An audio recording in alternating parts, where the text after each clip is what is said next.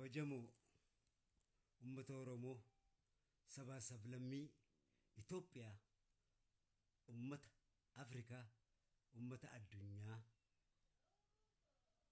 wanni takka beellama yeroo siiseena beellamni sun immoo hujiidhaan mirkanaawaa jechuudha. Obbo Yaadataa Junaydii beellama seenan san hujiidhaan duruu mirkansanii gara hojiitti lixanii jiranii jechuun waan san hundanaaf godhanii.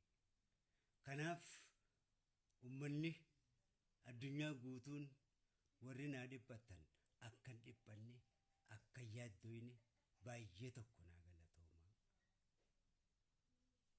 Naaf hojiitti seenanii jiranii waan beellama seenan san immoo hojiitti naa raawwatanii jiranii jechuudha. Maqaa mootummaa Itoophiyaa kabajamaadhaan maqaa mootummaa Oromiyaa kabajamaadhaan maqaa uummata Oromoo ulfaataa kabajamaadhaan maqaa sabaa sablammoota Itoophiyaa kabajamaadhaan maqaa Afrikaa kabajamaadhaan maqaa addunyaa kabajamaadhaan haa galatoomu kaampaaniin Brighton President Yaadataa Junaydii. Kanaaf hojiitti waan seenaniif